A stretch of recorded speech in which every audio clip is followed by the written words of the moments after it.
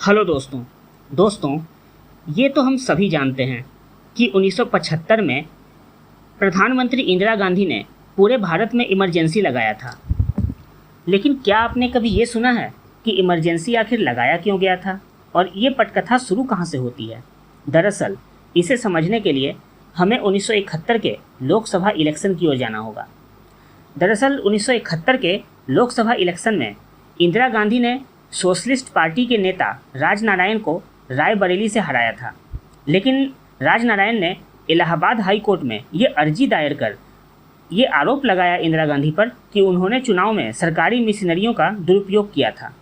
इंदिरा गांधी को Allahabad high court में उपस्थित होना पड़ा। यह किसी भी भारतीय प्रधानमंत्री के कोर्ट में उपस्थित होने का पहला मामला था।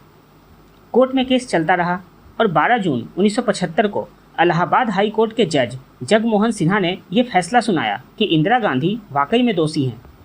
रायबरेली से इंदिरा गांधी के निर्वाचन को अवैध ठहराया गया और उनकी लोकसभा सीट खाली घोषित की गई और उन पर अगले 6 साल तक चुनाव लड़ने पर पाबंदी लगा दी गई। हालांकि वोटरों को रिश्वत देने और चुनावी धांधली जैसे गंभीर आरोपों से उन्हें मुक्त कर दिया गया। इंदिरा गांधी ने इस फैसले को सुप्रीम कोर्ट में चुनौती दी। 24 जून 1975 को justice V R Krishna Iyer ने हाईकोर्ट के निर्णय को सही ठहराया और इंदिरा गांधी को सांसद के रूप में मिल रही सभी सुविधाओं से वंचित कर दिया। लेकिन प्रधानमंत्री पद फिर भी सुरक्षित रहा। और उसके अगले दिन जयप्रकाश नारायण, जिन्हें कि हम जेपी के नाम से जानते हैं, उन्होंने दिल्ली में बड़ी रैली की और पुलिस अधिकारियों से ये आग्रह किया कि वो किसी भी अनैतिक आदेश को न माने जो उन्हें सरकार की तरफ से दिया जाए। सरकार ने इसे अशांति भड़काने के रूप में देखा। दरअसल इंदिरा गांधी के खिलाफ एक राजनीतिक असंतोष जो पूरे देश में फैल रहा था, उसकी शुरुआत 1973 से हो चुकी थी। 1973 से 75 के बीच में इंदिरा गांधी सरकार के खिलाफ पूरे देश में राजनीतिक असंतोष फैल चुका था। गुजरात का नव निर्माण आंदोलन और बिहार का संपूर्ण क्रांति आंदोलन, इन दो आंदोलन ने इसमें प्रमुख भूमिका निभाई थी। दरअसल आर्थिक संकट और सार्वजनिक जीवन में व्याप्त भ्रष्टाचार के खिलाफ छात्रों और मिडिल क्लास ने गुजरात में आंदोलन किया, जिसे कि नव निर्माण आंदोलन कहा गया।